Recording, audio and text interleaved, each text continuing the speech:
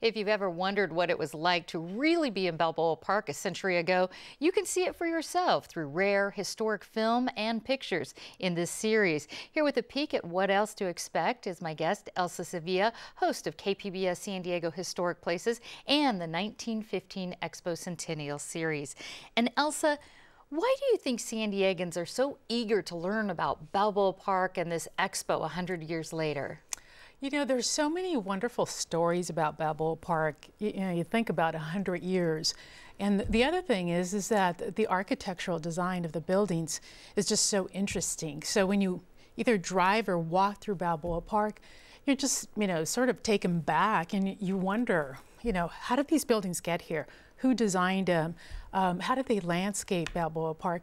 And I think all those things, and the bridge, the Cabrillo Bridge, is also just either whether you drive underneath it, whether you hike, or whether you walk or drive over it, it's amazing. Yeah, it's pretty spectacular, and you do have this sort of connection, like you're already stepping back in time. Yeah. But a lot of people have this really deep personal connection with the park. Yeah. They feel very close to it as opposed to other, let's say, tourist areas in San Diego. What does it mean to you? Well, Balboa Park is just awesome. There's just so many things that attract you to the area of Balboa Park. And so if you've lived in San Diego for a long time, I've been here for 35 years, so there's just so much, there's a connection there. You've grown up with it, you've visited many times, you walked through there, and all those kinds of things. Yeah. No, there's a lot of amazing footage in this 6-part series. Gosh, yes. Tell me the top story that sort of rose to the top for you. There's so many. For me, I'm just really interested in history. Anything that has, I always say the older the better when it comes to history. There's just so many amazing stories from the past, and pictures, photos, historic photos and film are just incredible to look at because of the detail.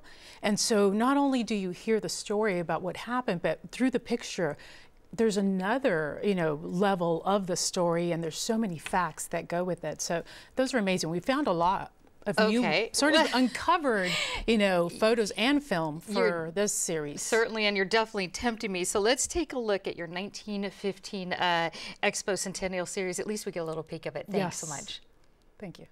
The Panama Canal is one of the most difficult engineering projects ever accomplished.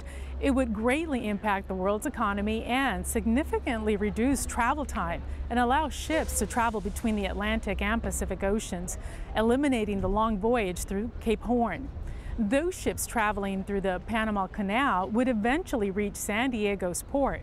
And San Diego leaders wanted to take advantage of the canal's completion, and they did so by creating a park and plan a World's Fair.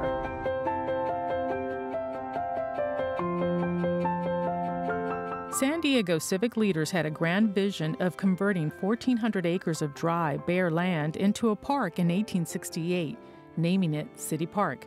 Historic black and white photos from the San Diego History Center's archives show what the region looked like 130 years ago.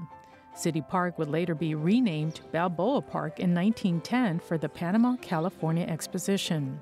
But it's going to be a marvelous celebration of the park, with every building having a little exhibit, or a big exhibit really, and showing how this park evolved and who are the people that came and what the activities were.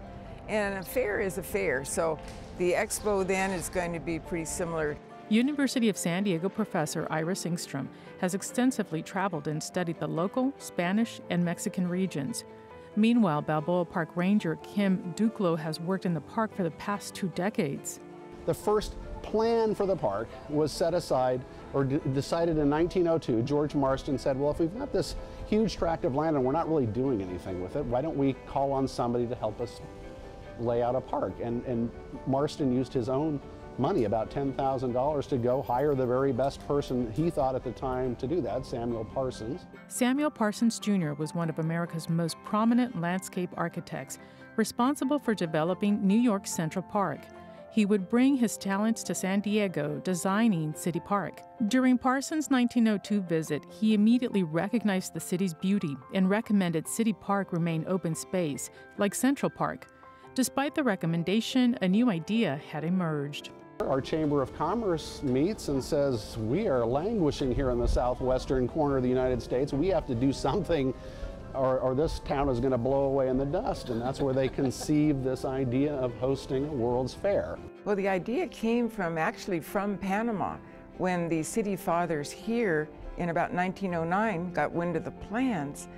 Charles Collier and Aubrey Davidson, John Spreckles, they said, well, as soon as the Panama Canal is completed, we'll be the first port of call. By 1909, local leaders like Aubrey Davidson, Charles Collier, Ulysses Grant Jr., George Marston, John D. Spreckles, and so many others wanted to take advantage of the Panama Canal's completion with the World's Fair in hopes of putting San Diego on the international map and bring economic success to the region.